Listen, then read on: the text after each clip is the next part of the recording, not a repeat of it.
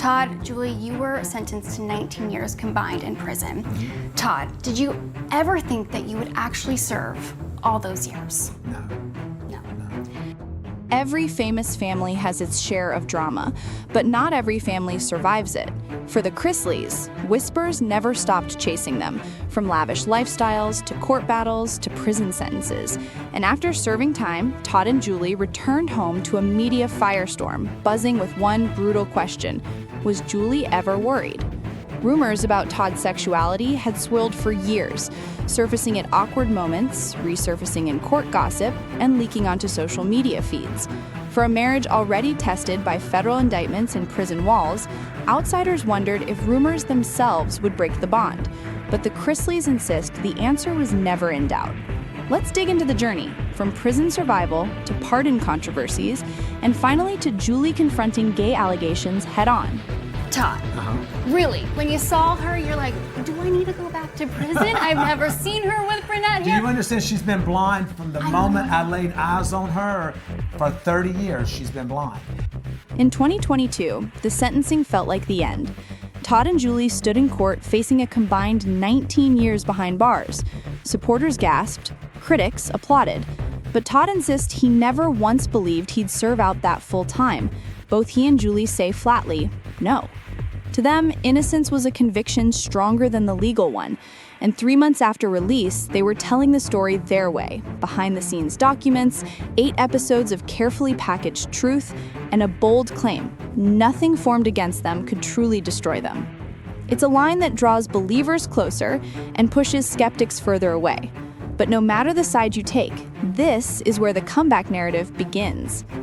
After their release, Savannah described how surreal it felt to have her parents walk back into the real world. The family spent a week soaking it in before everyone returned to their own routines. But what never returns? Time.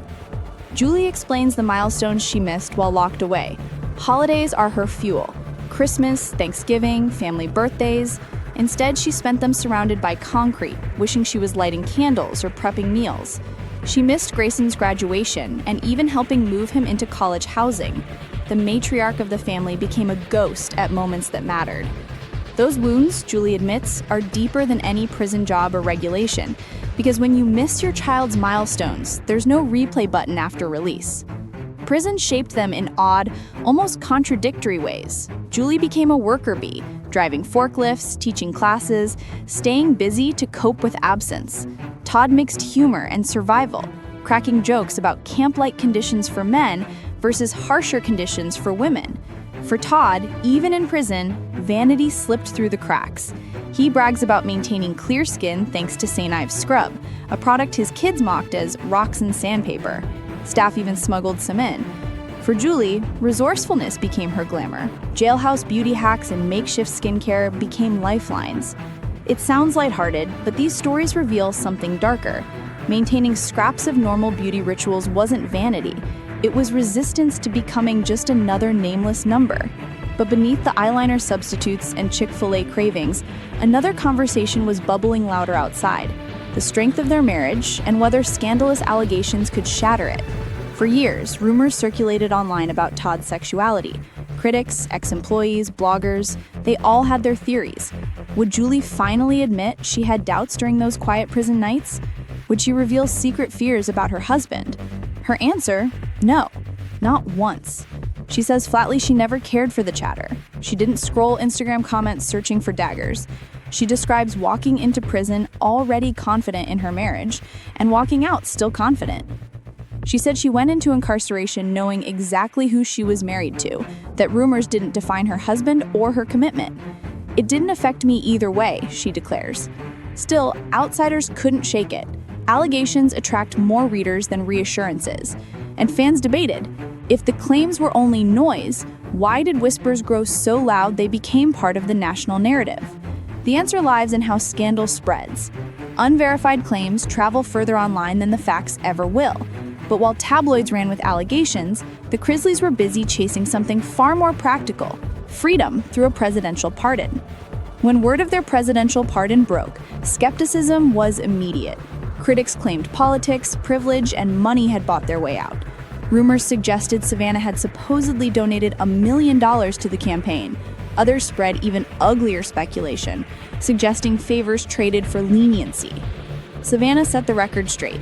She insists she didn't pay campaign money, she never even donated at all. She also blasted the notion of quid pro quo favors, calling the rumor both misogynistic and disheartening, noting it often came from other women who should have known better.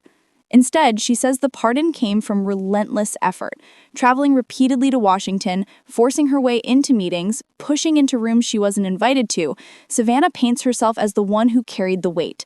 She says grit and persistence secured her parents' release, not campaign dollars or scandalous compromises. It's an empowering image, but one still debated. Was it purely hard work, or does the political connection of the next section suggest more? The link between politics and this pardon wasn't just whispered, it was real enough to FaceTime. Todd describes the surreal moment. Savannah handed him the phone while still on prison grounds. On the screen appeared former President Donald Trump. Trump congratulated him, said kind words, praised even his post-prison look. Todd shockingly quips that even Trump commented on his skincare glow. But deeper than the humor, this confirmed something significant. The family wasn't just working behind the scenes, they had presidential eyes on them. For supporters, it validated Savannah's story of relentless advocacy. For critics, it raised suspicions that influence and high-level politics tipped the scales. Either way, it cemented their story in American pop culture headlines. Reality TV meets presidential politics. But while Todd celebrated hope and Julie insisted marriage was unbroken, the family faced another blow. Fractures between siblings lingered as strongly as whispers about gay allegations once had. Prison ends when sentences do, but tension doesn't. Savannah admits her relationship with her brother Chase is strained. She says she wanted support while advocating for their parents. He wasn't there the way she hoped. Now she focuses only on herself while he does the same.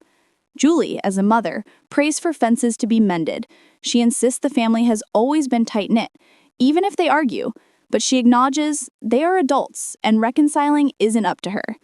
The cracks in the Chrisley family are more personal than financial or political. For all the headlines about pardons and Trump calls, the true wounds are closer to home. Siblings drifting apart, resentments forming parallel to scandals. Which only makes one question echo louder. If family ties can be strained, could marriage bonds really stay untouched amid everything? Julie confronted rumors of marital collapse with confidence.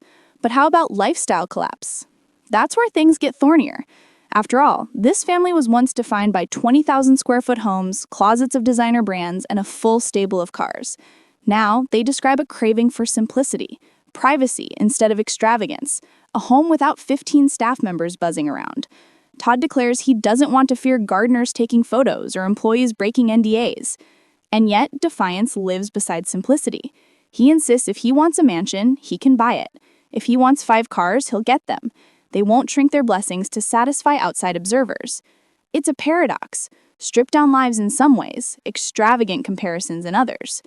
So did Julie Chrisley ever worry her marriage was at risk amid gay allegations? She says no, flat out. For her, the foundation was always secure. Allegations, whispers, even federal cases couldn't change that. But zoom out and you see a portrait of a family still balancing contradictions. Claiming simplicity while defending luxury, declaring innocence while critics remain unconvinced, insisting on unity while siblings drift apart. In the end, the Chrisley saga isn't just about marriage, it's about perception. Allegations, proven or not, reshaped how the world sees them. Pardons, politics, and rumors all collide into a messy tangle of truth and speculation. And Julie's refusal to blink at gay allegations may tell us the final lesson. Sometimes survival in public life isn't about silencing rumors. It's about deciding they don't matter. Because for the Chrisleys, the marriage survived prison, gossip, and years of shadows. The question is, will their legacy,